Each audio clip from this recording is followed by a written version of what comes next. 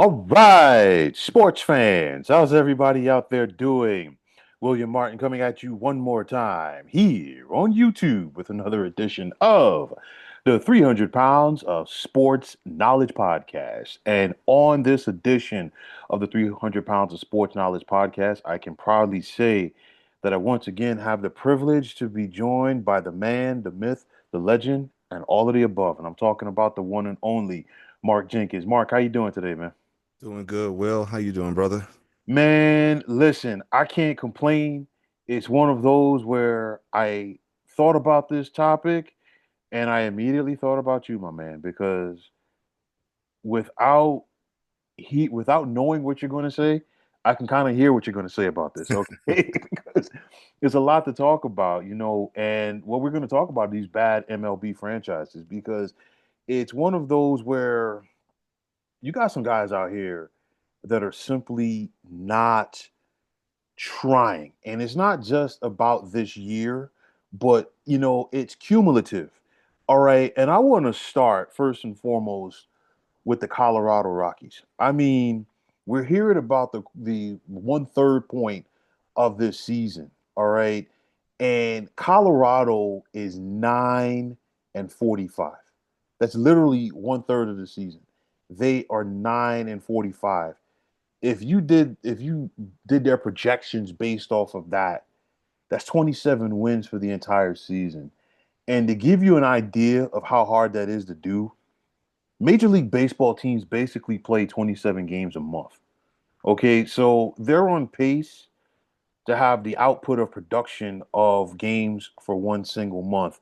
And for me, you look at it with the Rockies, they lost 87 games in 2021. Okay, 94 more in 2022, 103 in 2023, 101 last year, and they are on their way to shattering that. And just to give you an idea of how bad that the Rockies are, never before 2023 did they ever lose 100 games in a season. That was even as an expansion team back in 93. Matter of fact, 3 years into existence, Colorado was a playoff team. Okay. People are like, okay, this is a franchise that we can get behind. But these guys right now clearly are not trying. And as far as I'm concerned, a 9-45 mark through 54 games of the season, that's kind of like failing your SATs due to the fact that you couldn't even get your name and address right. Because I know back in the day they gave you what 400 200, points. Yeah, some 200, something like that. Yeah. right. You know what I mean? So it's just like, I mean, what a slap in the face to the fan base out there in the Rocky Mountains for what the Rockies are doing right now. And not just this year, but in like the last, but basically decade. And it's funny you start there because I had the displeasure or pleasure, however you want to view it, taking in a three-game series this weekend at Coors Field. The Yankees were in town. Anytime the New York teams are out here, I'm definitely, going to the games and seeing some type of good baseball, Mhm. at least from one side of the spectrum. But I mean, it's really bad, like you said, 9-45. Right now at this point of the season, they did eke out a win against the Yanks Friday night, which was like incredible, like just to see the faces on the fans. Because I'd probably say out of the 48,000 in attendance, because it was pretty much a sold out crowd there, I'd say probably 35,000 were donning some type of interlocking NY logo. And for the other 13,000 that actually did, represent the home team, shocked was the expression across the entire park.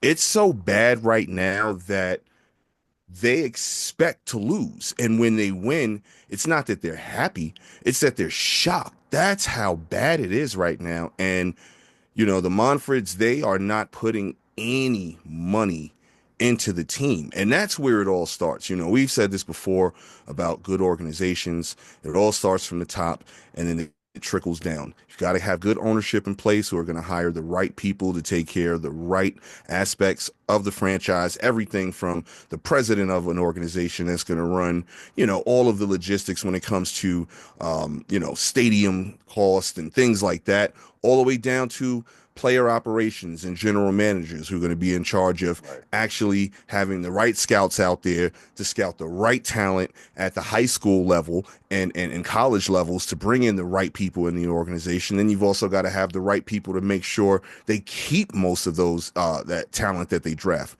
and so forth and so on. And for whatever reason, the Colorado Rockies have gotten it wrong now for a pretty good stretch of the last 10 years. I've been out here now about 10 years, and I've seen the team go from competitive and have that stadium actually have energy to the point now where it's just a hangout and something to do. Yeah, I mean, it's one of those where you think about, the Rockies, they play in Denver. And of course, for so many years, the narrative was, well, you can't really pitch there. And, they brought in the humidifiers, to doctor the balls and stuff like that. But now the Rockies aren't even hitting.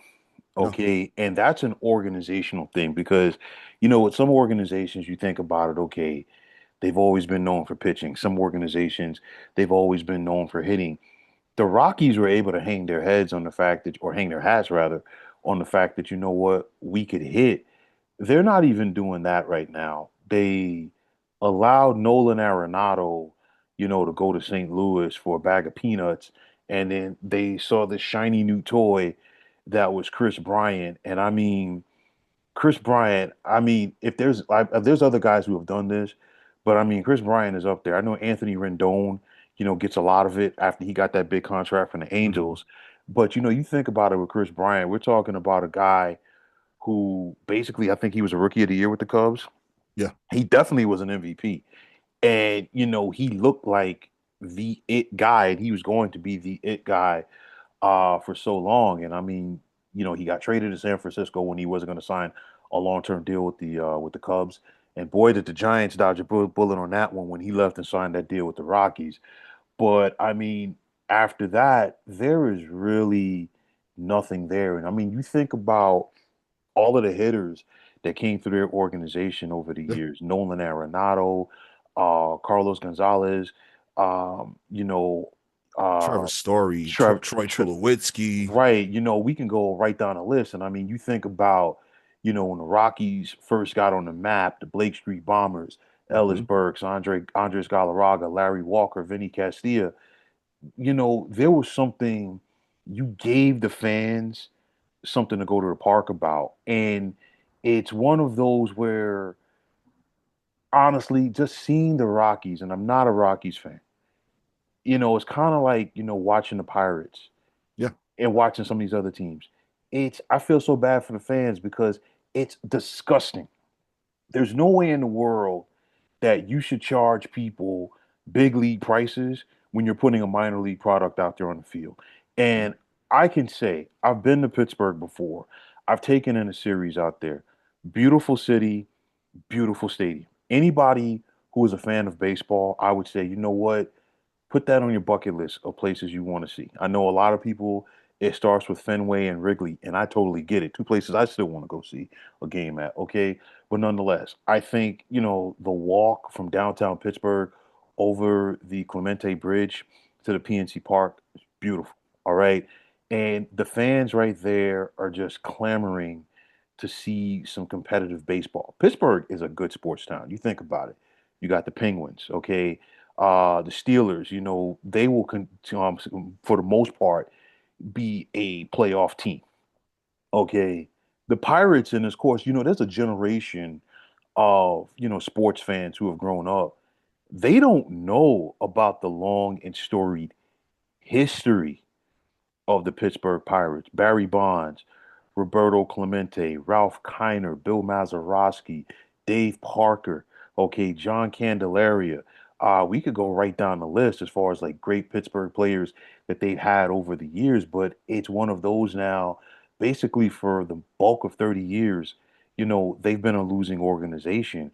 And again, it's like you go back to the Rockies, it's like, why would somebody want to go out there, you know, if you got a wife and kids or whatever like that, you figure a ticket for yourself, a ticket for your wife. If you got two or three kids, that's a couple of tickets right there. Food, maybe some merchandise, So easily, we're talking about a couple of $100 there. Why would somebody want to do that to watch that product right now? It's like, these owners, some of them really don't care. And I think in seeing this, this is why some of these owners over the years had a problem with the late George Steinbrenner of the Yankees, because the boss was the boss for a reason. And the boss, for some people, they're like, okay, I expect to contend for a title. In the boss's mind, he expected to win the title every year. Okay. Yeah. And it was a trickle down effect throughout his organization. Some of the managers that he had over the years, they managed like their jobs were on the line. Okay. Every day. Right. Literally, what I'm saying? The players played hard, this, that, and the third. And, it's sad because I'm looking at this whole thing. There's probably going to be a work stoppage after next season. And I've talked about this. I talked about this again last night. I really don't think MLB understands the path that they're going down, because baseball is not as popular as it once was in comparison to the other major sports in the United States. So, you could flirt with this all you want, but guess what? You need to get your ducks in a row. And there's possibly going to be a work stoppage because the owners want, a salary cap. They're basically complaining about the Dodgers, the Mets, and the Yankees of the world, for the money that they're spending. But guess what? They're not only spending money on, their rosters, they're also giving up money for luxury tax. Mhm. And, some of these teams are straight up pocketing the money and not doing a doggone thing. Okay, if I'm giving you $20 million, at least show me what you're doing with the $20 million. And you know what? You don't have to go out there and spend big on free agency, but I want to see you develop a quality big league roster. I Mhm. mean, you look at the Rockies right now. That's not even a triple A, all-star team, No. what they're putting out there. Same thing with the Pittsburgh Pirates. You know what I'm saying? And of course, the Pirates just sat up there a couple of weeks ago. They fired Derek Shelton as their manager. Like that's really going to change anything. And it's just like, it's the same old philosophy. And the bottom line is these teams simply do not care. Yeah, it's good business and bad business at the same time. And I say that because when you think about it, it's good business because obviously these owners are making a tremendous profit. To your Hmm. point, Hmm. ticket prices, and I'll give the Pittsburghs and the Colorados a little bit of a break. The Nuttings and the Monforts, I'll give them a little bit of a break that they will give you deals when it comes to tickets. Perfect example. Um, you can get the cheapest ticket to a Rockies game you can get for like $6 these days, you know. Yes. But when the Yankees are in town, the They're gonna Mets are jack. in town, They're the gonna jack up. Dodgers are in They're town, gonna jack up the prices. that $6 ticket, here's the crazy thing about this, goes up to about $50.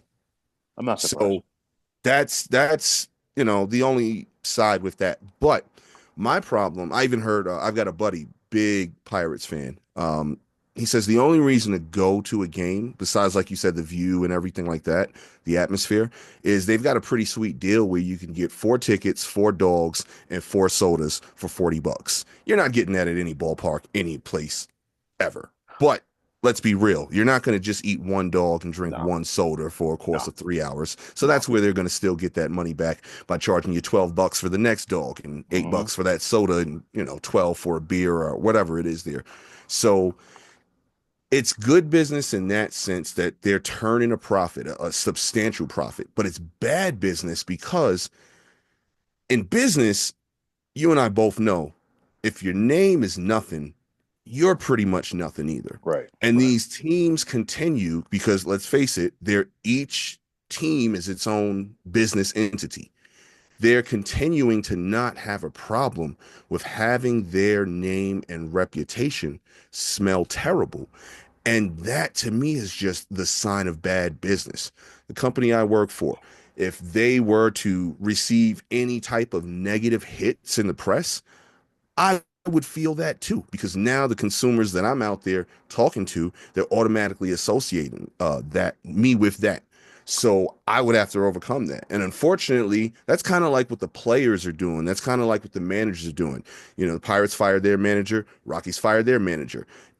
that doesn't make a difference. So now this poor guy, both these poor guys are not going to really be able to catch on with another club in a quality role. Maybe they may give them some type of reduced role times two in another organization just to now have to rebuild their resume because they worked for a business entity that stunk. So now they stink along with it. So it takes a while to kind of wash that stench off. So Right. that's why I'm saying it's good business and it's bad business both at the same time. Now, as far as like these owners, these same owners who are refusing to put money back into their franchise, this luxury tax money that they're getting, here's my major problem with them. And I don't think that they can't be too bright. What do they think is going to happen if now a salary cap happens? Now the increased revenue sharing that's going to be trickled into each franchise is now going to be expected to be reinvested into the business, just like it is in the NBA with their salary cap, just like it is in the NFL with their salary cap. And I think these baseball owners are missing the fact that if you want to run a good business, bad business sort of model, like how I just threw out there, you're actually in your best situation to do it like this, Right. because as soon as the salary cap is brought up, now there's going to also be an increased salary floor. Because a lot of Hmm. people don't realize the salary floor is a big thing in this situation too. Right. And right now in baseball, there really is no rule for a salary floor. And So when that's that the issue. salary cap comes into play, the salary floor is going to come into play. And now these owners are going to have to spend money that they haven't been spending. What was the Pirates payroll last year? About 40 million or something like that? Yeah. Guarantee you that's not going to be the floor. I guarantee you if the cap's probably somewhere in the 150, 200 range, whatever that looks like, guarantee you that floor is going to probably be at about 100. Yeah. And see, to your point, what is hurting the situation is Jerry Reinsdorf. And this is why I've been talking about this for over a year. Mm-hmm. Major League Baseball needs to take the White Sox away from Jerry Reinsdorf. The Mm-hmm. problem is Jerry Reinsdorf is like one of the senior owners in the room right now, Yep. and like it's one of those where that's why he got along with Fred Wilpon when Fred Wilpon owned the Mets. That's why Jerry Reinsdorf was one of the biggest opponents of and he didn't approve, he didn't vote yes on Steve Cohen when it came to owners' votes on like if he was going to be able to take majority ownership of the Mets because he knew what was coming. You are the Chicago White Sox. You play in the second or third biggest media market in baseball. Okay.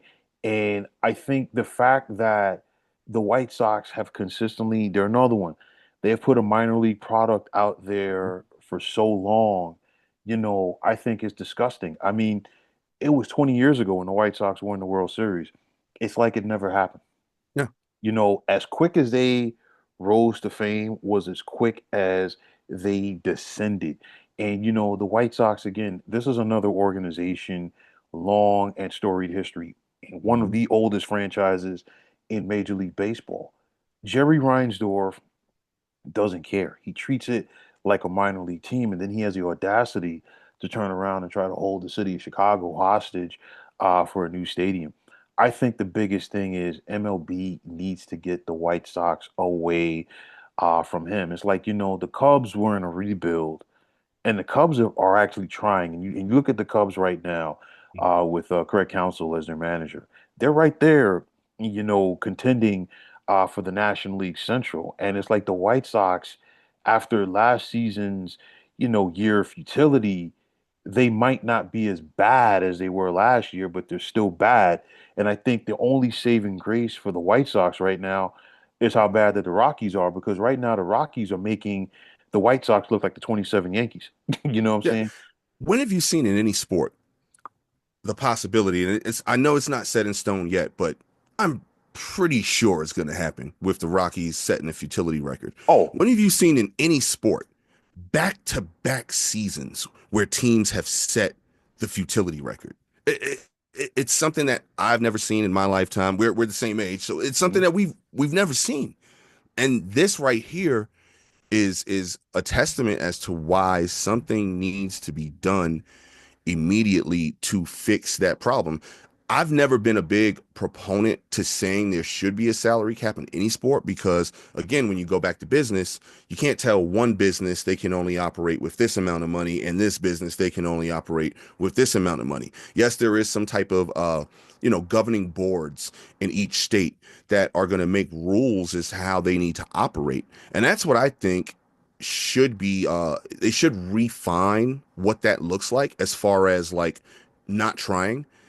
But I don't know. The salary cap situation could force that a lot quicker because, again, to your point that you're making with Reinsdorf, right now, he can color outside the lines as much as he wants to, so to speak, and not have any ramifications. Now, if you invoke this salary cap, you're going to get the salary floor and you're going to get all types of other stuff involved. And then Major League Baseball can now step in a lot quicker to remove owners that are constantly hurting the revenue sharing because here it is again. Now, if we're revenue sharing on a larger scale with the salary cap being involved, now, even if I am a team that's constantly winning 90, 95, 100 games, making it to the playoffs, I'm still going to be a little pissed at this team over here that's constantly winning 30, 40 games every season because it's affecting what they are bringing into the stadium, affecting the amount of people that are coming into the stadium, the amount of people that are spending their money on different concessions and things like that, which is ultimately now affecting all of our money because we're revenue sharing so much. So that's going to open up a whole huge can of worms that these bozo owners that are running these franchises into the ground don't even realize is going to happen. No, is listen. I thought about this today, and I'm just throwing it out there hypothetically. It's never gonna happen. But I would love to see a scenario where you treated these teams in baseball kind of like what happens in soccer. You know, over in the Premier League, Yeah. you get relegated, Yeah. but not the teams necessarily getting relegated. You get the owners. You get some new Yeah. people in there.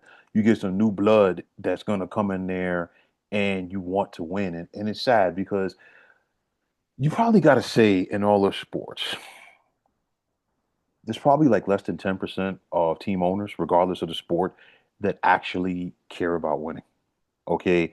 And I think what happens is, unfortunately, the owners who are like that, more often than not, they get vilified. They don't get, praised in the way that they should. It's like you look at George Steinbrenner, he was a guy that, for the most part, he wanted to win.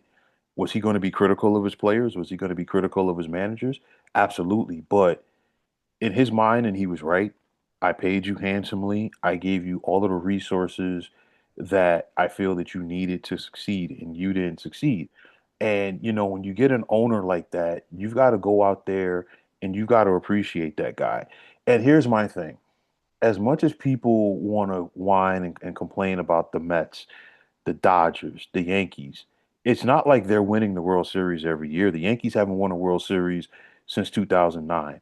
The Dodgers, okay, they've won two World Series, since 2020, but like going back to like 2012, 2013 when the McCourts were forced to sell the team, the Dodgers have basically been up there in the top two in Hmm. payroll every single year. So spending the money doesn't necessarily guarantee a championship. And I know, in the Big Apple, the Met fan base has been reignited. Since Steve Cohen purchased the team, he's removing the stench, if you will, of the Wilpons. And clearly, we've seen that Steve Cohen, is willing to spend bread because aside from giving Juan Soto his big deal, he paid Francisco Lindor, he paid Edwin Diaz, he paid, and this is when I really respected Steve Cohen. I don't know if you remember this. A couple of years ago, I think it was Buck Showalter's first year when he was managing the Mets, and they had Robinson Cano out there at second base, and they felt like, Cano was done. They still owed him $37 million for a couple of years. Steve Cohen basically cut him a check and said, "Thanks for coming." Yep. Now, if that was a Wilpons, Robinson could still be their starting second baseman just because they had to pay him. So I think just from that, he ate some of Verlander's contract, he ate some of Scherzer's contract to get prospects back. There's not a lot of owners that are going to be willing to do stuff like that. You know what I'm saying? Right. So you have to respect those guys because people like that, they're willing to do whatever it takes. And I think just focusing on the Mets right here for a moment. Clearly, they still haven't won a World Series in almost 40 years, but you're thinking about that team differently now. Like, you know what? They're probably going to be a playoff team, okay, barring something unforeseen, but nonetheless, the people are showing their gratitude to Steve Cohen because they're showing up to the park now. I saw a situation, I think it was either earlier this month or last month. The Mets had a week, or like a series during the week against the St. Louis Cardinals, and they had darn near four sellouts in Flushing for a late April series. That probably hasn't been that way since the days of Darryl Strawberry with that I was franchise. gonna say maybe late 90s. Yeah. Yeah, you know what I'm saying? But the thing is, you have but like the fact that people are willing to do that in New York City, especially when you figure the Knicks are finishing up the regular season, the Rangers, of course, the Knicks are in the playoffs and stuff like that. You've got to give people a reason to come out and support your product. Yep. That's the Absolutely. bottom line. And if you don't give them, a reason to support your product, they're not going to show up. Sticking in Denver, you look at the Nuggets. Okay, Nuggets franchise has been around for more than 50 years, going back to the ABA days. I've seen plenty of games with the Nuggets, whether it was the Pepsi Center, whatever they're calling it now, Ball Arena, Ball arena. Yeah. McNichol Sports Arena going back in the day, where there were plenty of empty seats if Hmm. you were not giving people something that they wanted to see. Hmm. People right now in Denver, okay, and this is from an outsider's perspective, would pay to watch Nikola Jokic watch somebody else play basketball. Yeah. Okay, that's the point that it's gotten to. But and it's like Nikola Jokic, for as long as he lives, will never have to buy another meal in the city of Denver or the surrounding areas. And I think the same could go for his family. But at the end of the day, you're giving people something that they want to see. Okay, you have to give them a product that they want to see. The Colorado Avalanche, of course, the Denver Broncos are always going to have, people come out there and support them. And of course, now the Walton family owns the Broncos. Definitely things have changed. But the bottom Hmm. line is, it starts from the top, man. You've got to go out there and you've got to give people a product that they want to get behind. And speaking of that, I get tired of these owners who complain and say, hey, they cry to the city, they cry to the state, they cry to the county that they're in. We need a new stadium in order to compete. No, you look at the Marlins. They suckered the city of Miami for that stadium. Hmm. And what have they given them? Nothing. It's like, and before I turn it back over to you, I feel like Dade County would have been better off because Marlins Stadium was built on the site of the old Orange Bowl. Mhm. I feel like they would have been better served saying, you know what? Let's renovate this stadium for Miami Hurricanes football, and whatever. If you wanted the Marlins to keep on playing at Joe Robbie until they figure something out, you figure something out because basically what the Marlins did, they spent money that one year when they knew they were getting a stadium because they lied to Miami and said, "Hey, we're gonna go out here and spend money like if you give us a new stadium." They brought in Jose Reyes. I know they signed a couple of other free agents, and within a year, everybody was gone. Yep. And the city of Miami is still footing the bill for that stadium as we speak. And it just goes back to what we were saying about certain organizations, and it doesn't matter who runs that organization. It doesn't matter who passes it to who.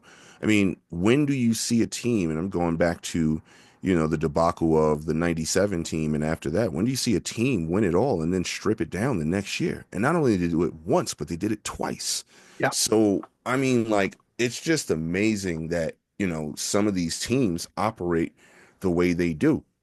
And, to your point, I wouldn't go as far as to say only 10% of the owners really care. I'd say 10% of them are those super type owners, those George Steinbrenners, the Mark Cubans, those guys.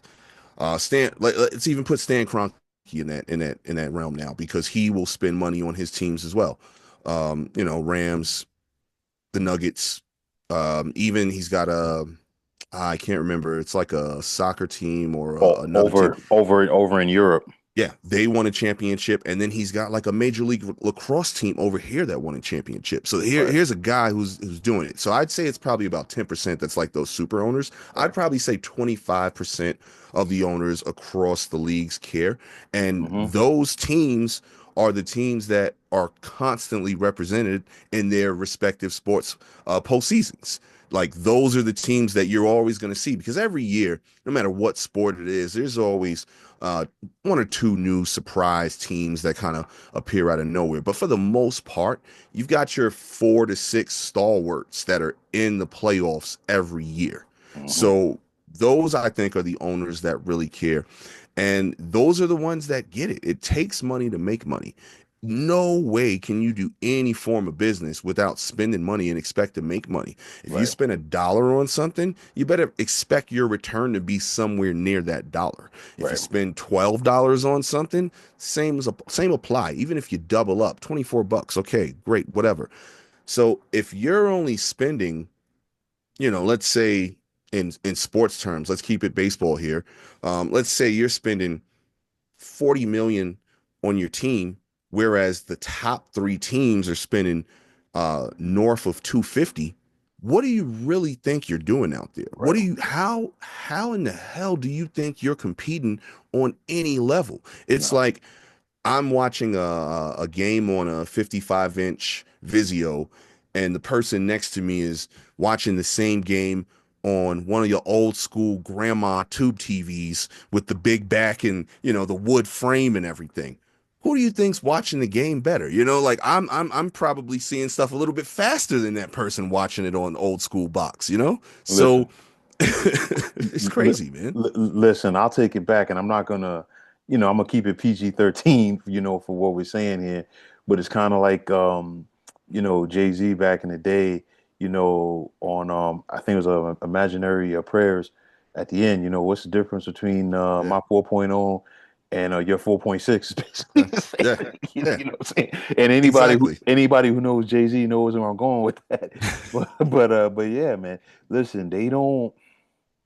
It's like some of them really don't care. I mean, just switching gears to the National Football League. You look at Jerry Jones, Mhm. and Jerry can sit up there and poke out his chest and put a front on and say, he's pissed off. If the Cowboys don't make the playoffs, it pains him to see the Cowboys eliminated. This, that, and the third. Jerry don't care, and I tell you why. The Cowboys are the most valuable franchise in North American sports. Jerry gets a sellout every single game, regardless of the Mhm. Cowboys lose or not. If they host the Green Bay Packers, 10,000 of those people at AT&T Stadium are going to be wearing green and gold. If they host the Eagles are going to bring fans. If they host, the Bills or the Chargers or Raiders, whoever, they're going to bring fans. So at the end of the day, regardless if those fans are supporting the Cowboys or not, the money goes to Jerry. Mhm. Merchandise, seats, beer, parking, all of that stuff. And it's the same thing with these owners. It's like they could say whatever they want on the surface, but like, listen, Coors Field seats about what 35, 40,000 people out there. I think the capacity is like 48. Okay, Yeah. so if the Yankees brought 30,000 people with them, okay, guess what? These people are going to pay for beer. They're going to get food.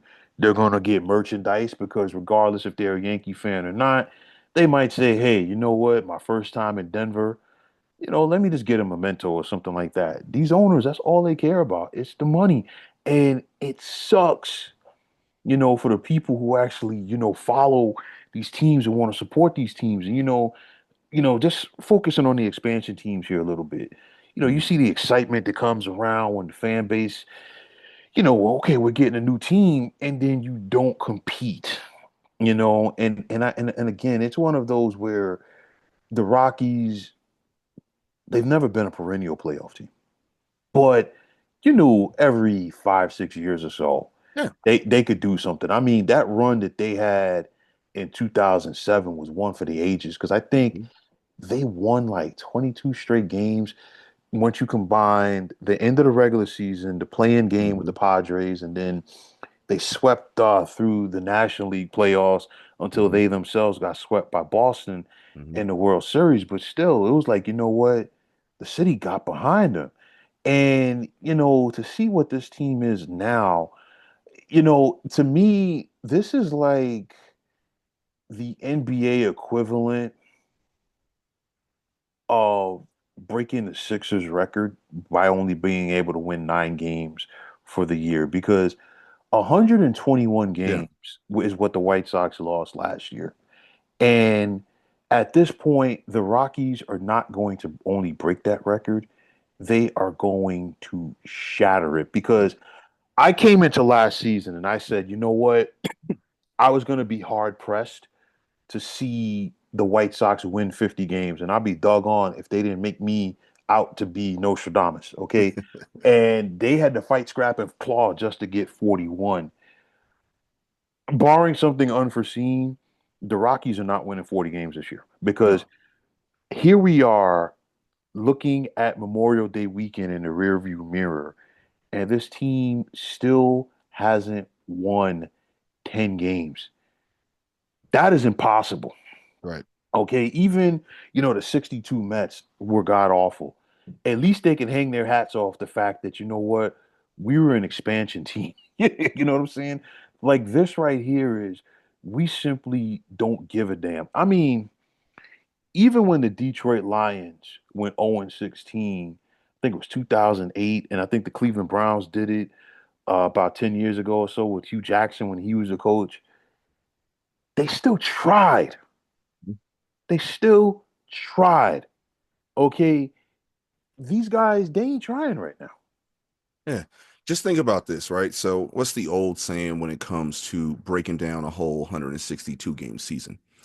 You're going to win 60, you're going to lose 60, and it's what you do with the other 42 that basically defines how your season's going to go.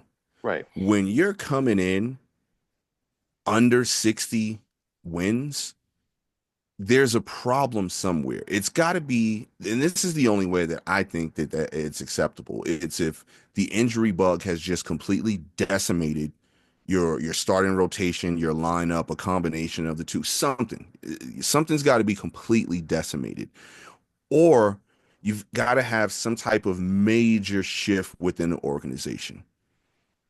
New ownership, new GM, new manager, whatever that looks like. Those are the only two times where you should be so bad that you're fielding a team so bad that you're not winning at least the minimum of, I'll even give them a break and say 55. Hmm. But if you're not winning 55, 60 games, there is something wrong. If it doesn't, like I said, if there isn't major injuries that have just stricken the clubhouse severely, or some type of major change in the organization. If those two things aren't occurring, shame on that owner, shame on everybody in that organization for it to be running that way, to not at least get to that saying. Again, I'm going to say it for anybody who doesn't know this, because this is how baseball purists kind of break down a 162 game season. You're going to win 60, you're going to lose 60. And what defines your season is what you do with the other 42 games. That's the difference between a playoff team and a non-playoff team usually. So if that's got to be like to me, that's got to be somewhere, like I said, that's this board of governors that runs these business entities, the commissioner or someone in his office, whatever that looks like, to where if a team is continuously coming under the 55, 60 win total, like if that happens 3, 4, 5 consecutive years and these things haven't taken place, serious discussion has to be had to remove that owner from power. Or, hey, if you're not going to remove the owner from power in totality, maybe make it a situation where they have to sell the majority stake in the team, to now where the new majority owner is the governor of that team and Right. is able to make the correct decisions. Something Right. like that has to be to be drawn up, in my opinion. And I'm going to go back real quick because I'm going to actually defend Jerry here. I think he does care. I Hmm. think he's a different kind of animal though. I Okay. think he cares so much that it has to be his way or no way. And I think that's his biggest flaw. I did listen. Like, listen, I could definitely co-sign that. I could definitely co-sign that. Um, He and wants to be what did Parcells say? You can't expect me to cook the dinner and not, let me do the grocery shopping. yeah, And that's Jerry to a T. He well, wants to be the chef, the shopper, he wants to the he, food critic. he wants to set the table. Yeah, yeah. You He's a know, busboy, he wants to server. he wants to eat the meal Right, with the guests. right. He wants You to know, do everything. it's one of those where the White Sox set that record last year, Hmm. and I'm not going to go off on a tangent here, but I'm not a fan of this everybody plays everybody stuff. I feel like you should not only have more games against your division, but I feel like you should have more series against the other divisions within your league, which would really limit, interleague play. I would love to see a scenario where instead of the Mets or Dodgers just playing each other twice, maybe they're playing each other three times or in four different series. You know what I'm saying? But nonetheless, you look at the White Sox, they set that record last year and they played in a terrible division. What do you think is going to happen with the Rockies this year when the Dodgers are always a perennial 100 win season team? The Padres have a pretty good team. After their slump on the road, they're starting to get back on track. You have the San Francisco Giants who are starting to turn things around. And I said it before the season started. I said, listen, you could possibly see four teams get in from the National League West. And the Giants, Dodgers, and Padres are definitely holding up their end of the bargain right now. My point is this: instead of 19 games, they only play 13 games apiece against the Colorado Rockies. So, just from those three teams that I mentioned alone, we are lucky if Colorado wins five games. So, if they played those teams 39 times and they only win five games, that's 34 losses right there. You know what I'm saying? Then you still got to factor in the Phillies, the Mets, the Braves, okay, the Cubs, the Cardinals. They just faced the Yankees. They have to face the Detroit Tigers. Teams that are contending. And my thing is this: this is where one of my biggest beefs with analytics, because it's not just a baseball thing; it's across sports. Because you've gotten rid of the vets in the locker room. Number one, to show these guys the way. But secondly, if you're a kid in the Rockies organization right now, just like the White Sox after last year, you got to say, hey, you know what? I'm probably going to get called up soon. This is going to be my opportunity to show what I got. But at the end of the day, you're walking into a losing culture. You're walking into a losing organization. There's absolutely nobody there who's going to teach you how to win. And it's one of those where there's nobody in that locker room. There's nobody in that organization that's going to give you that over my dead body speech. Are we going to go out here and look like this? I guarantee you, if the Yankees look like this, and they did look like this once upon a time when and a lot of the younger fans don't know this, but the Yankees were bad at one point. And of course, the turnaround started when Major League Baseball suspended George Steinbrenner Hmm. for that year, and Gene Michael, ran the day-to-day operations. But you've still got to have somebody come in there with, an over my dead body type mentality. And it starts from the ownership that, what, we're not going to be this bad. I totally get sometimes you need to retool. Sometimes you might not be able to retain the services of your quote unquote best player like a Nolan Arenado because you don't want to get into a bidding war. I think it's so bad right now that the baseball fans in the Rockies, if you told them that this team was going to be 18 and 36 or like 20 and 34 at this point of the season, they would accept it. Yeah, absolutely. But Because of what's there. yeah, but when you're 9 and 45, you're clearly not supporting this team this season. There's like it's not even that they suck, they're god awful, but you haven't given the fan base anything to look forward to for the future. It's like you look at the Pittsburgh Pirates and Paul Skeens right now, and everybody is saying basically the same thing. How long before Paul Skeens leaves? Because Yep. You look at it right now. How much money is Paul Skeens making for the Pirates? Because every fifth day when he pitches, there's more people who are buying walk-up tickets at PNC Park. I'm sure they're selling more merch out there, Hmm. bobbleheads, you name it. But at the end of the day, if you're a Pittsburgh fan, you want to get behind them, but you really don't because it's a tease. Because once once he reaches arbitration, he's gonna get traded because the Pirates are gonna try to get something back for him. You know Yep. what I'm saying? And it's just you know, I get it from the salary cap standpoint, but like you said before, if you want to dance to the music, you have to pay the fiddler. You want the salary cap, guess what, baby? You're gonna have to spend some bread, man. Hmm. And they're going to lose money that way. So they're basically, arguing against what they're doing, so to speak. And, I'll go back to, my buddy who's a Pirates fan because he's a baseball guy. And, Hmm. we always talk, and he literally tells me that him and any of his family and friends that are Pirates fans also, they literally don't want to root a guy on. And we've had this conversation about Skeens. We had it about Cruz before Skeens. They don't want to get too attached to someone because they essentially feel like a glorified AAA club that's grooming that player for another a big market team. So that's sad, man. When this is not only your feeling as an individual, but there's a bunch of you guys, and this is just a small scale. So imagine, I guarantee you, 1 out of 2 Pirates fans feel this way, that where they don't want to get bought into a guy too much because they know he's a 4 or 5 year rental at best.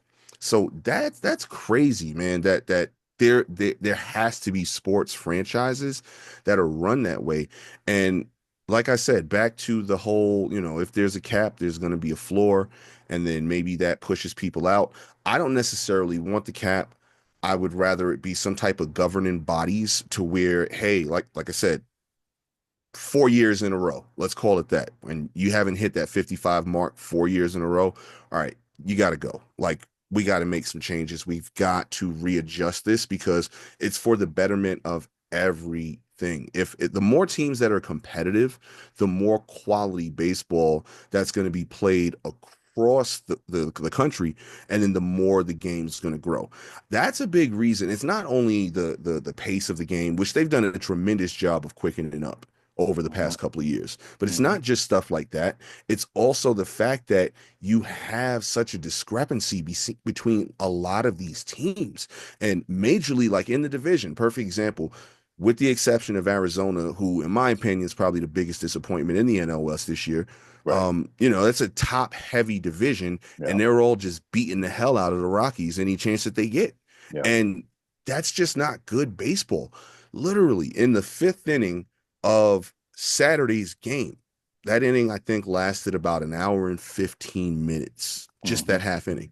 Yankees put up 10 runs, and it just looked unfair at some point, because I think they ended up, maybe they scored two more to tack on or something, but I think it was like 15-3 bottom score. No one's watching that other than a Yankee fan. It Like, no was one at the stadium is paying attention. No one TV streaming. Oh, let me check out the game. Oh man, I'm turning this crap off. Like, that kills the game in totality. it was like Bugs Bunny against the Gas Yeah. House game when they were going around Yeah. the bases, and it's just like it's it's kind of like watching a football team, and if that football team gets behind by 10 points, the game's over. They're losing. Mhm. You know what I'm saying? To your point, with the Pirates, it's one of those where the same fans that booed and threw batteries at Barry Bonds when he left 30 years ago love him now because guess what? They've sucked ever since. Yeah. They had that one stretch. I think they got to the postseason 3 straight years in a row, Mhm. and I think that was with Andrew McCutchen. I think Starling Marte was on that team. You Mhm. name it, and the whole thing is, it's like I remember those years, and the Pirate fans really came out and supported that team. And it's like, again, you've got to give them something. And you know, it's just it's just sad. And I know that these owners or some of them are out there clamoring for the salary cap bit, but I'll tell you like this: it's going to be Just like it is with the NFL, it's going to be just like it is with the NBA. And my point is this: the teams that want to win are going to find loopholes. Okay, because if you notice in the NBA, there were always teams that found loopholes, whether it's through the bird rights, anything like that, to get more guys on the team. The teams in the NFL, the Rams did it when they won in 2021. The Bucks did it in 2020 as well when they won. They loaded up and they deferred money. Okay, and it hurt them for a couple of years in the cap. But guess what? They retooled. Why? Because we want to go out there and win. And the same people that want to sit up there and chastise, the Mets, the Dodgers, the Yankees, guess what? Those teams are going to go out there and win. And Major League Baseball, I think more than the NFL, I think more than the NBA, they need their big market teams to go out there and be important. They need their big market teams to go out there and be relevant because you look at the NFL, you can have, okay, an Arizona Cardinals, Jacksonville Jaguars Super Bowl, and guess what? You're still going to get billions of people globally watching the game. Okay, Hmm. you're still going to get a sold out stadium. You look at the NBA right now, there's a possibility that we can get two small market teams in the NBA finals. Hmm. People are still going to watch that. Okay, Major League Baseball, if clearly the ratings were up last year because it's Yankees Dodgers Right. in the World Series. You know what I'm saying? But if you get two small market teams out there, it's not going to be the same, cup of tea, so to say. So my point is this: instead of vilifying your big market teams, you need to glorify those guys. You Yep. need to go and you need to go out there and say, hey, you know what? These guys are carrying the weight. And I appreciate what San Francisco's trying to do because Buster Posey, he knows what it takes to win with that organization. He was part of three championships. All right. The Giants have tried to go out there and spend big money. I know they paid a lot of money to Willie Adames last year. They went out there, they were in the Aaron Judge mix. They actually offered Aaron Judge more money than he got from the Yankees. There was another big name superstar in baseball that the Giants were trying they were in on, but they couldn't seal the deal recently. The Wasn't it big Snell? Yes, well Yeah. they had him for the Oh, one they year did get him for the 1 year. and Yeah. and and he did opt out, but it was another everyday player. Can't like the name is escaping me right now, but nonetheless, the Giants have tried. You look at the Padres. The Padres are not a big market team, Hmm. but they're still trying. Okay, and just because you're in a small market doesn't mean that you can't compete. I mean, you look at Milwaukee for all of these years. They won the Central like what 4 out of 5 years, whatever it was. One of the smaller markets, if not the smallest market in baseball, one of the smallest payrolls, but the Brewers still went out there and competed. You look at the A's for like the last 25 years in Oakland, and of course it sucks that they're not there right now. Whole nother story for another day. But for the most part, the A's competed and they still had a sold out Oakland Alameda County Coliseum because in the fans' minds out there, it's like, you know what? It's a dump, but it's our dump and we're proud of it. Hmm. Okay. And they had a constant revolving door, um, as far as their roster. The Rays, even though the Rays, they couldn't give away tickets, they couldn't even give away playoff tickets. Okay. Right. But still, the Rays, for the most part, compete. Even the Orioles have tried it, for the last couple of years to try to do something, to try to show something.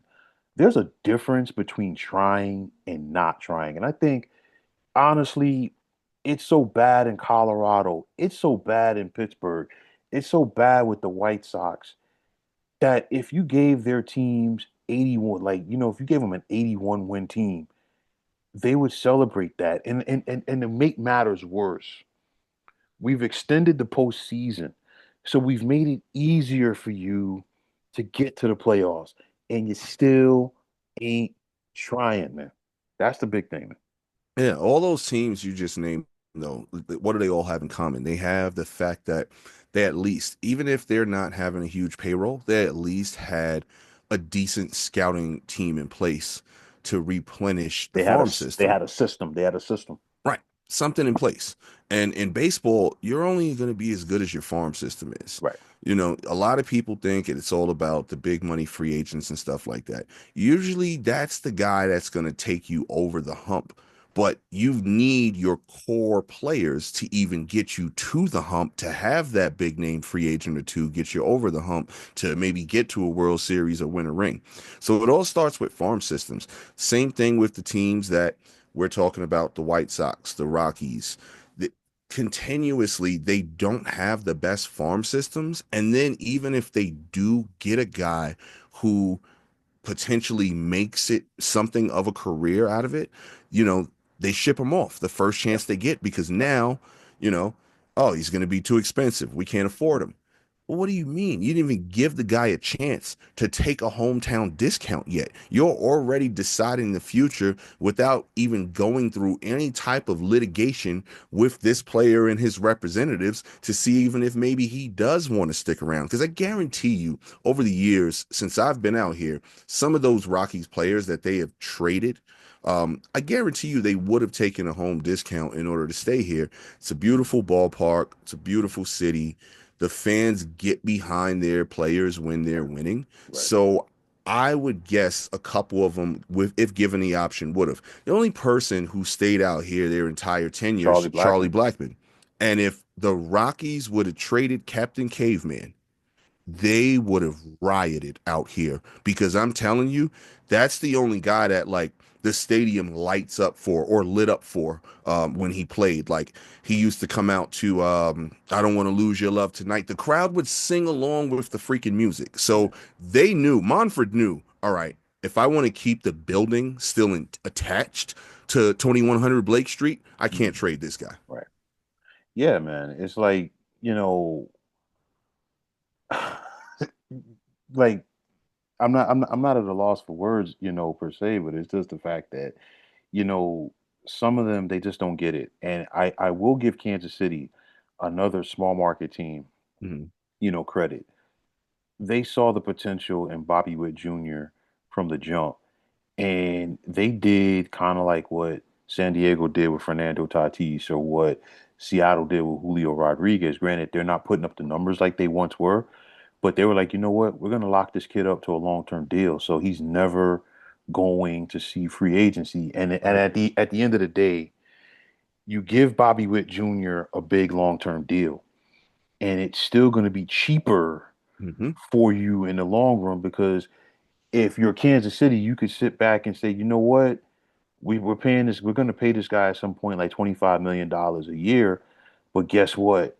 It's still going to be cheaper than if we allowed him to hit free agency. You know what I'm saying? Because that $25 million a year that you're paying, it could easily be 45.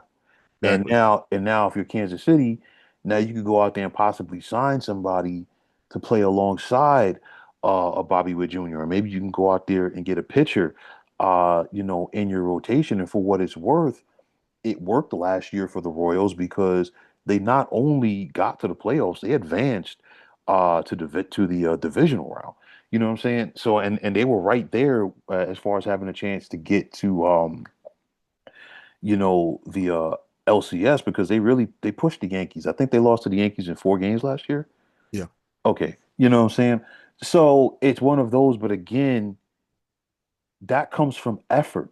Okay, and I know the Royals, they came out of nowhere. They won the World Series 10 years ago. They tried to run it back and it got away from them real quick. Guys got old, they weren't going to pay guys. I totally get it. And they were bad. But at least they have tried. Okay, the Tigers were bad a couple of years ago, but you look at the Tigers right now, they're one of the better teams in the American League. Okay, and you see Tarek Skubal there. He's lighting it up. Every fifth day that he takes the mound. But the Tigers tried.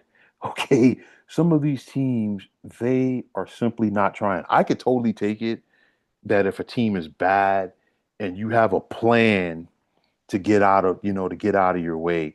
Okay, maybe you lost 102 games this year. even if you lost 88 games next season, you're showing me something, and you're showing me some guys that you can build off of for the future. The Rockies don't have that right now. The Pirates don't have that right now because Paul Skeens is going to be gone.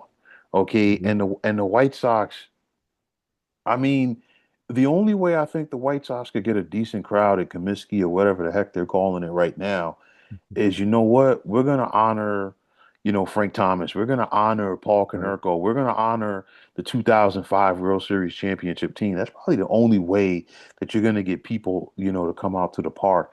And that right there is a doggone shame, man. That right there Yeah. is simply a doggone shame, man. The Yeah. people, It's either that. No, I was just gonna say it's either that or 50 cent beer night. That's the only way. yeah. Like. Listen, I mean, there were people out there who, didn't like Bill Veeck, but Bill Veeck was an innovator. Okay, and you think about like some of the quirky things that Bill Veeck did, when he owned, the White Sox, and they played at the old Comiskey Park, the Disco Sucks night, which was, a wreck, you name it. Right. But still, he was an innovator. He tried stuff. Some of these guys, they simply don't try. There's no ifs, ands, or buts about it. And I think at the end of the day, it's a detriment for baseball because here's, the elephant in the room that we probably talked about once upon a time. Baseball is still, a summer's game, but guess what?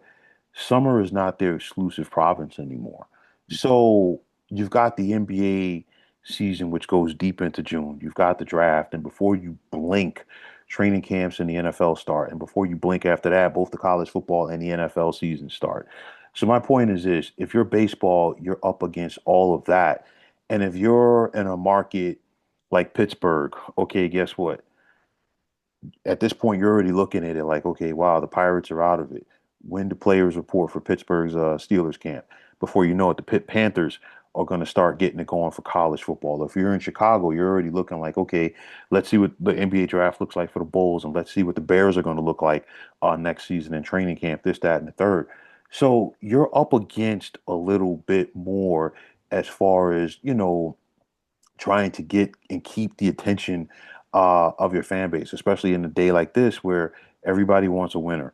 Some people have lower attention spans, you name it. But nonetheless, you've got to do more. And in some cases, some of these teams are simply doing less.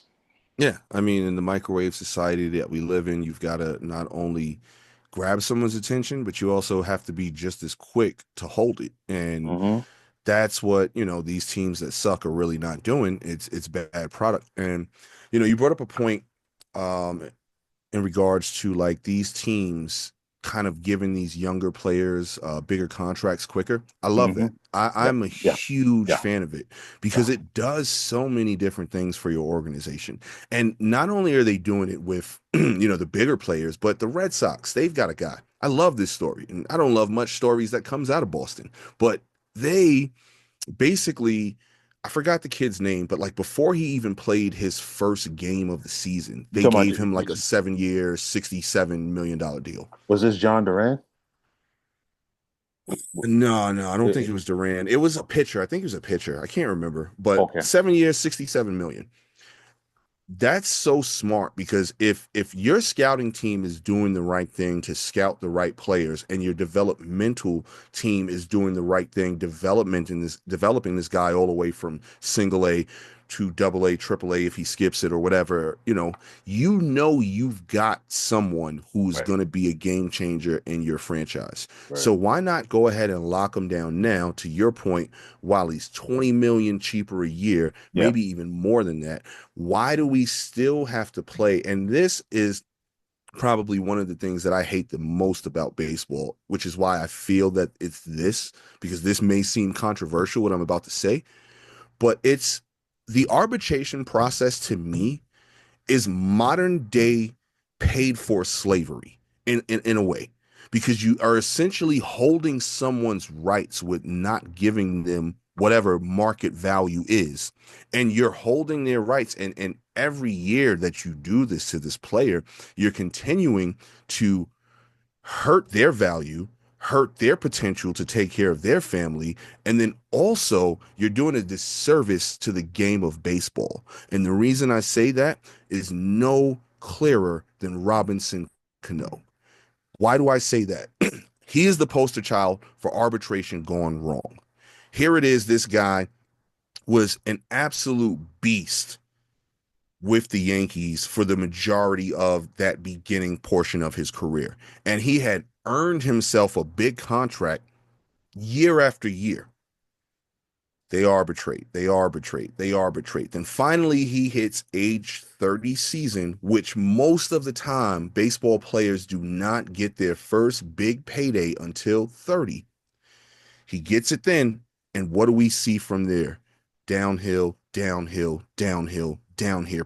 Pretty much every year after he got that monster, I think it was $240 million contract or wherever it was.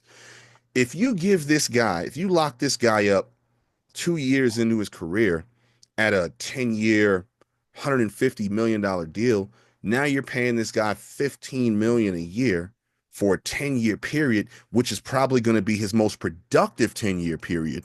It's almost like baseball contracts, not all, but some are kind of like lifetime achievement awards. And when they finally get that big deal at 30, 31, whatever the case is, now their best baseball is behind them. And Right. you're paying this guy for those 5, 6 seasons prior to that deal.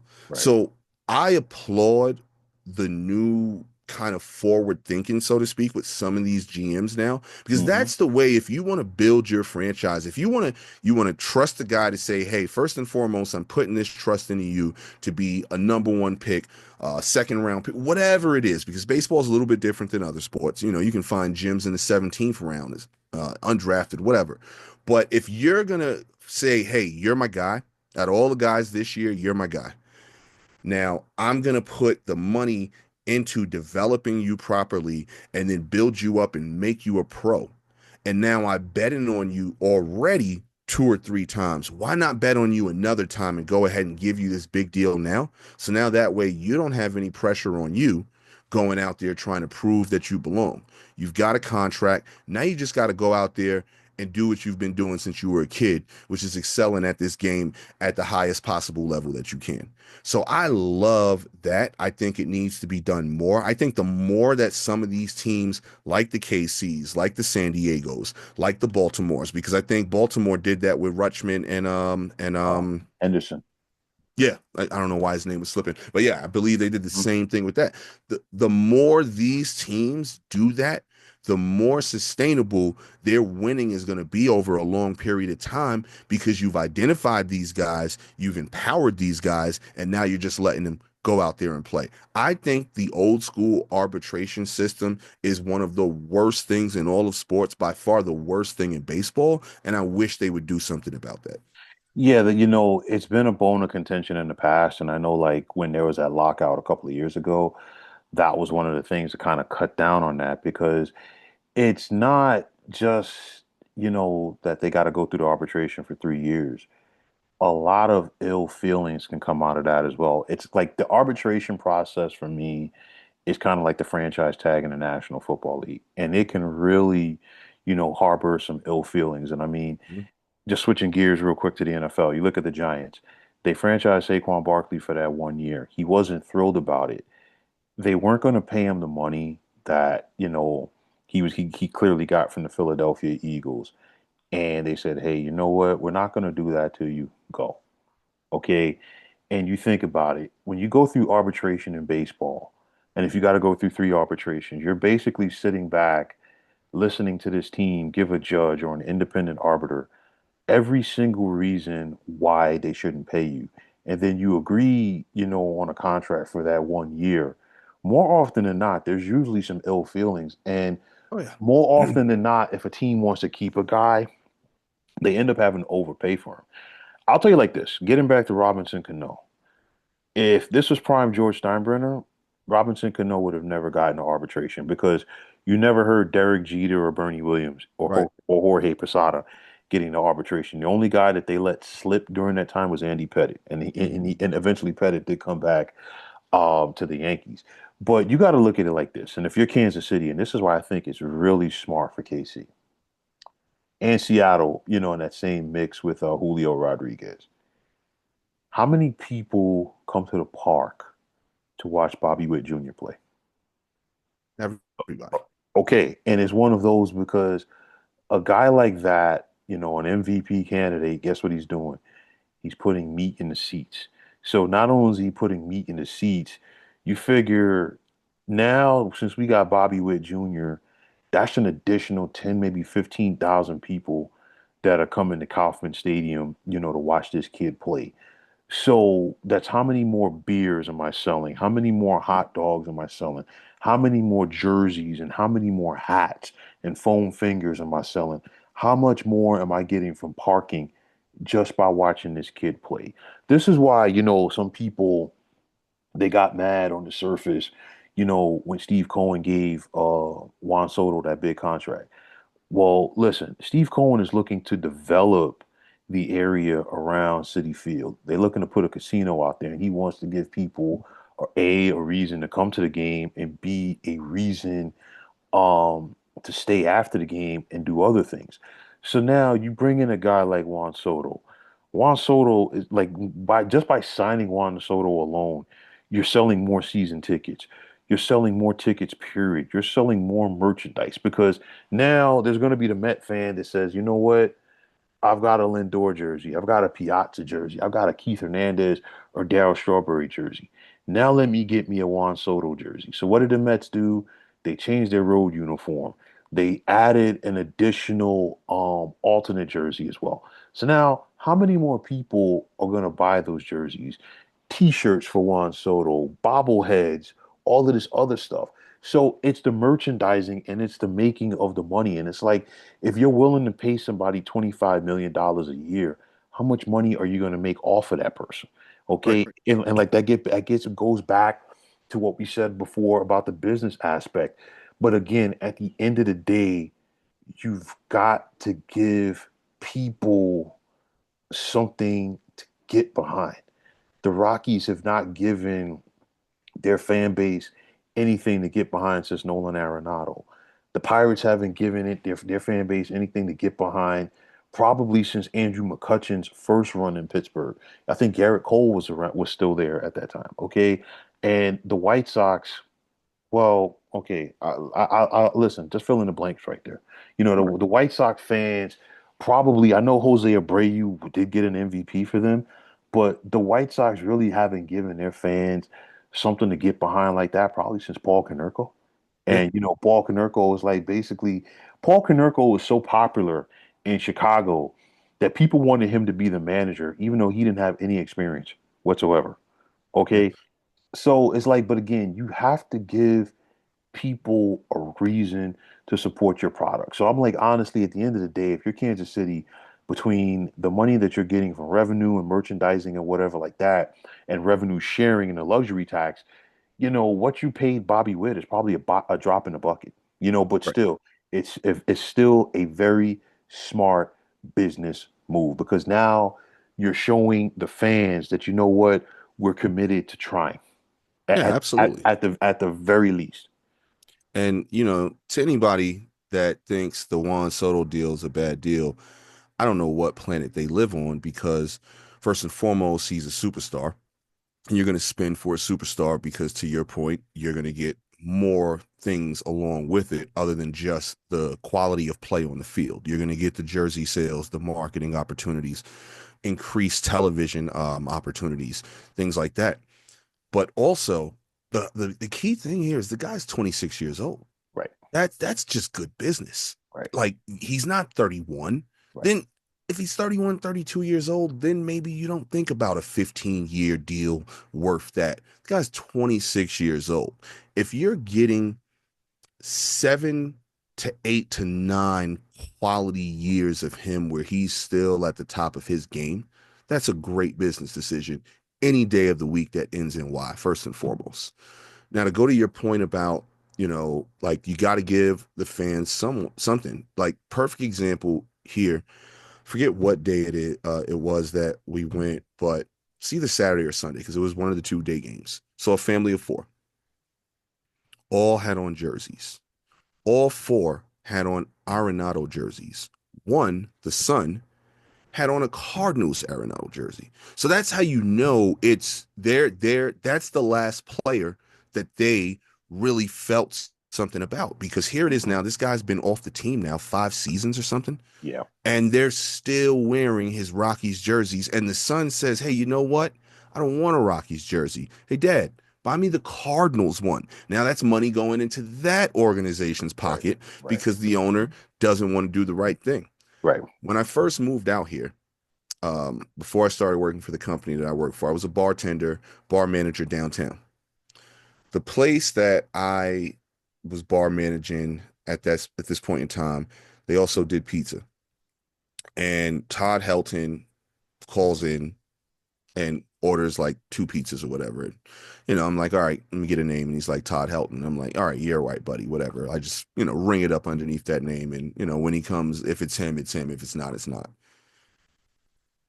5, 10 minutes later, Todd Helton comes up to my bar and says, "Hey, buddy, let me get a drink." I'm like, "Oh, it was you. I'm sorry for giving you crap on the phone. I didn't think it was you. I thought it was a prank caller guy or whatever."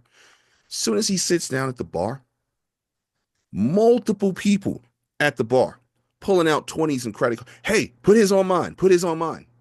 That's the connection that you have when you win with the team. And the owners have got to realize, first and foremost, you've got to secure the player, you've got to keep the player, and you've got to build around the player. And if you don't do that, you have what you have in these 3 cities that we constantly keep bringing up. Yeah. Listen, and I mean, to your point, and I'm not trying to poo-poo on Todd Helton, he didn't win a World Series. So Right, imagine if he had won a World Series, right. okay? But, he's still arguably, the greatest player in Rockies history. And it's one of those, again, that's the business aspect of it. You know what I'm saying? Because it's like people you still have to give people, something to get behind, something to gravitate to. And like, say what you want about the Dodgers. The Dodgers spend money, but guess what? They give their fan base a reason to go to Chavez Ravine to the point that it's just like, yo, regardless of who the Dodgers play, you don't have a lot of people sitting there cheering for the other team. And if they Hmm. are, they're sitting in the cheap seats. You know what I'm Right. saying? It's like, listen, I know I watched the NLCS last year, and I remember, I think it was game 2 when Mark Vientos for the Mets hit that grand slam. The Mets did have a couple of fans out there because I know that there were some Met fans who probably made the travel from New York to LA. But of course, you've got people that are in LA and Hollywood, that originally were from New York. I get it. You're not going to have a lot of Giants fans, San Francisco Giants fans in the stands, um, at Dodger Stadium. I know the Padres, they've been trying in recent years to make their team more competitive. Yeah, you're still going to get some Giants fans. You're still going to get some Dodgers fans coming down to Petco. But now, especially since the Padres are the only show in town because, after the Chargers left to go to LA, they're still, the people are going out there and supporting them. And then to that point, it could have been easy for Padres ownership to sit back and say, you know what? We're the only show in town. We don't have to try. No. When the Chargers left, they've basically tried harder, to go out there and give people, something to get behind. And again, like you've got to give people, something to gravitate to. That to me is the biggest thing. And I'm like, you know what? Yes, the Juan Soto contract was big. I'm gonna tell you like this. If the Mets never win a World Series with Juan Soto on their roster, I'll still say Steve Cohen making that deal was worth it. Yeah, You know what I'm saying? I truly in my heart, am going to believe that. You know what I'm saying? Because the man showed a willingness. And I think it's better, it's better to try and fail than not try at all. You know what I'm absolutely. saying? That is my biggest thing. But you've got to go out there and you've got to try and you've got to do something to show people, hey, you know what? I want to compete and here's what we can do. I mean, listen, we've all gone out there and applied for jobs. We've sent our resume to places, and sometimes we get callbacks, and it's just like, okay, you Mr. Martin, Mr. Jenkins, we want you to bring you in for an interview. They sit you down, they look at your resume. Okay, the resume is fine, but they're still going to ask you questions. What can you do for us? What can you bring to the table? What are you going to do to make this company better? Okay, and it's the same thing as an owner, you've got to go out there and prove yourself to your fan base, whether you're developing people through your system, whether you're spending money, whether you're spending and developing any mix of the formula you want to give it. You've got to show people that you care. You have to give people a reason to spend bread. And I mean, like the Rockies, they ain't doing it. The Padres, I mean, the Pirates, excuse me, they're not doing it either. I mean, we're looking, there's a very good possibility. It won't be the first time. There's a very good possibility we are going to get three teams lose 100 games this year. Yeah, Very good possibility. and that's sad. And Yes. this is the last dumping I'm gonna do on the Monfords and the Rockies situation that I experienced over the weekend. Mm-hmm. So Friday, like I said, that game they won 3-2. Mm-hmm. Do you know the two loudest ovations that the crowd gave Aaron during Judge. that game? No, Aaron. not even. He got a big one, obviously. It Mm-hmm. was they showed Peyton Manning in the luxury suite with his son on Mm-hmm. the big screen. Crowd went nuts. And Bo Nix threw out the first pitch. That's a damn shame. Wow. Yeah. That's that. That's it right there in a nutshell. That's so a guy who only spent a small portion of his Hall of Fame career with Denver, won a championship, and now the current franchise quarterback who have absolutely nothing to do with the Colorado Rockies. Well, you know what? That right there, that right there sums up how bad uh the things are, man. I was blown away. I'd never seen anything like it. Like they win the game, but they're not nearly as loud as when past quarterback and the present quarterback are shown. Listen, it's so bad for the Rockies right now. I think they actually have to practice the victory formation because not the victory formation, the victory line, excuse me, because it hasn't happened in so long. They've completely forgotten it. Yeah. You know what I mean? It's like it's one of those where I know like most stadiums now they let off fireworks or something like that after the team wins. They're not spending a lot of money on pyro out there. Yeah, the pyro bill is real cheap, man. And not to the 4th of July. They might go ahead and have an extravaganza on the 4th of July with all the leftover money in the Yeah, budget. yeah, man. I mean, it's terrible. And I think, the thing is like clearly, Rob Manfred as a commissioner, he works for the owners. So Mhm. how is he going to sit up there and say something? I think the only way it changes is the big market owners have to hold the small market owners accountable. The problem is like there's more small market owners than there are big market owners. And then when you have a big market owner like, Jerry Reinsdorf, who ain't spending money, it kind of suppresses this like the situation. And then again, going back, I know the Cubs, they've turned things around with their rebuild. I still say it was a very bad look for baseball when you have a big market team like the Cubs who won the World Series in 2016 with that young crew, and they got rid of most of those guys in a couple of years. I mean, clearly it hasn't worked out for Chris Bryant. Addison Russell, not he didn't play his way out of baseball, but the off the field issues kind of did it. Javi Baez, as quick as he emerged, he dipped down real quick.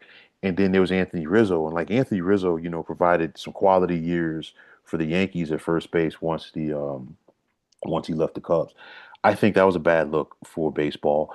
I also think it was a bad look when you had the Boston Red Sox who traded away Mookie Betts in his prime. Yeah.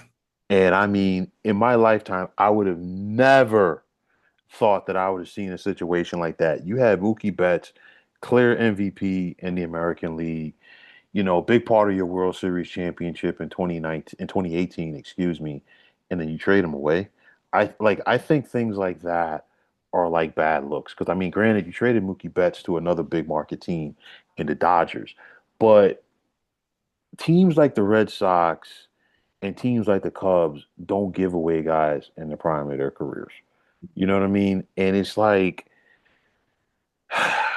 it's the ownership room. That is the biggest issue because the bulk of those guys simply just don't want to spend money. And I think that Mookie Betts move especially was more of ownership kind of taking a hard look and saying, "Hey, I don't think he's going to resign here," because I heard something interview with someone that was close to him or whatever, basically come out and say he wasn't too fond of Boston, wasn't Hmm. sure if he was going to stick around because again, it's tough being a black man playing sports in that city. Yeah. So I won't really bash them too much on that.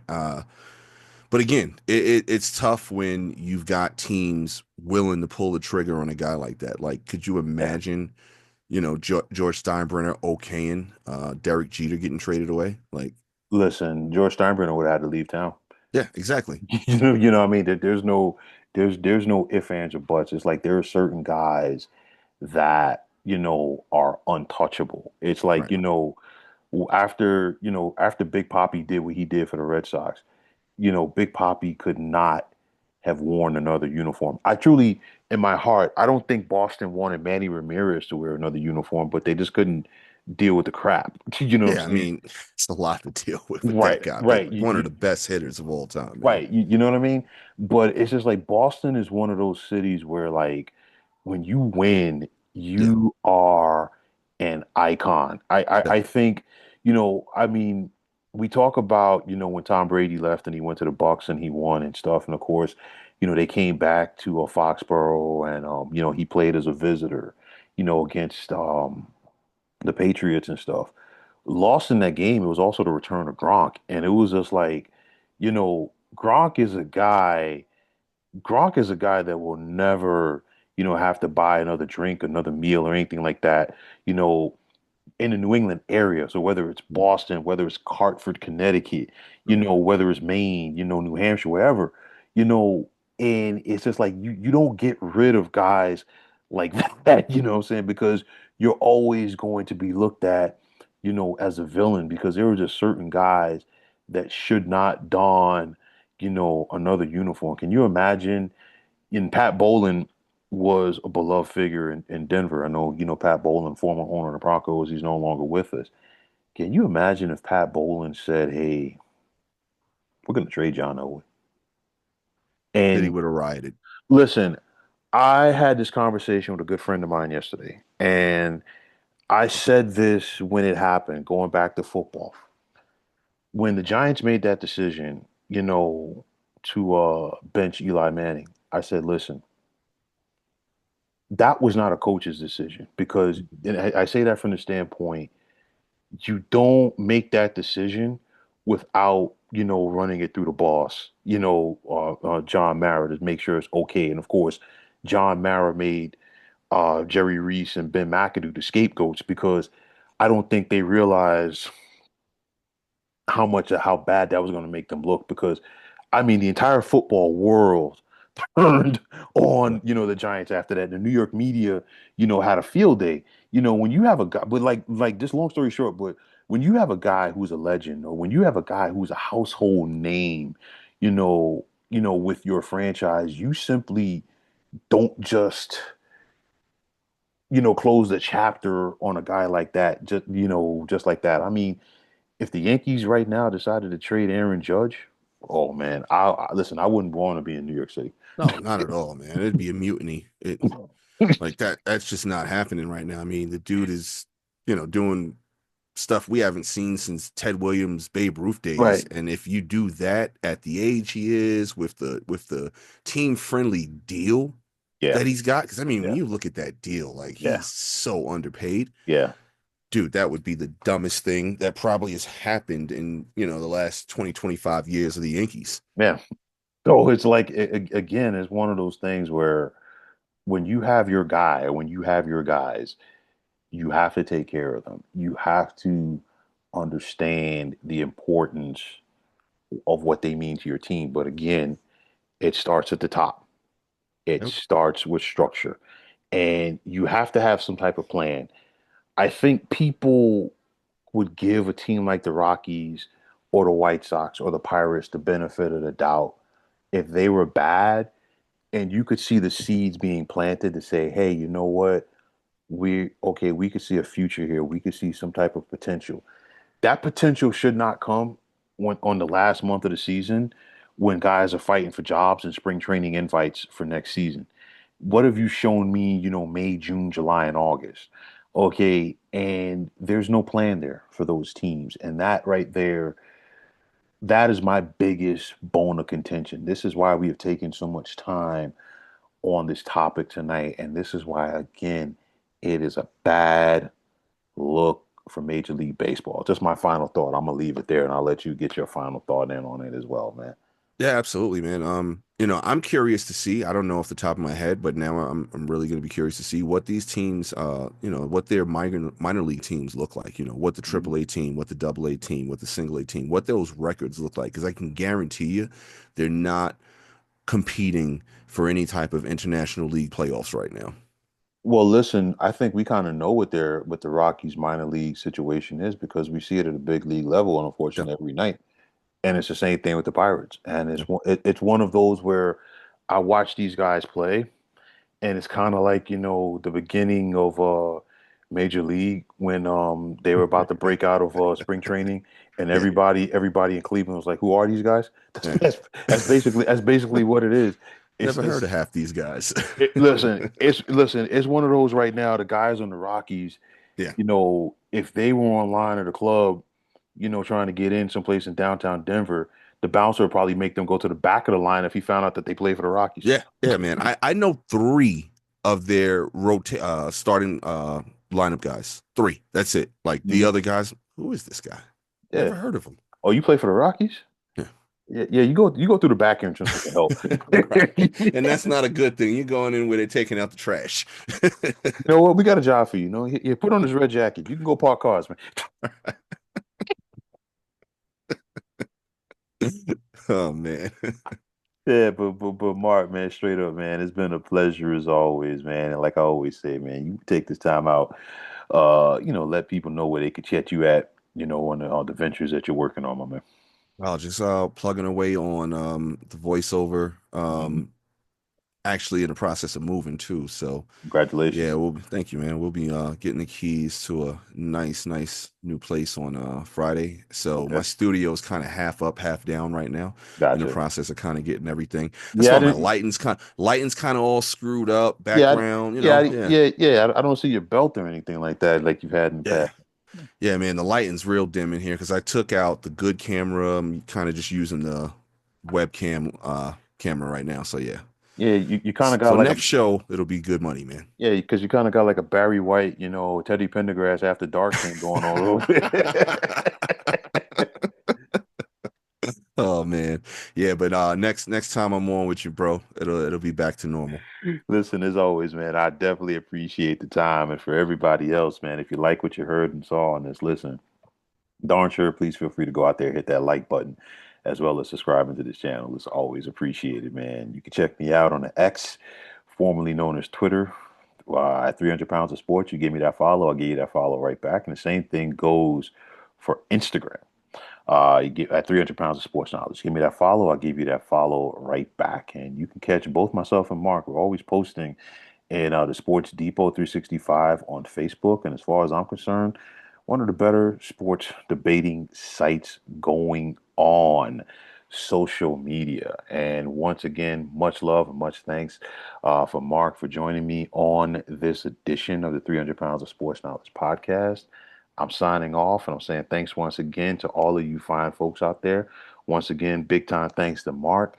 My name is William Martin. I'm signing off. Thanks again and be well, everybody.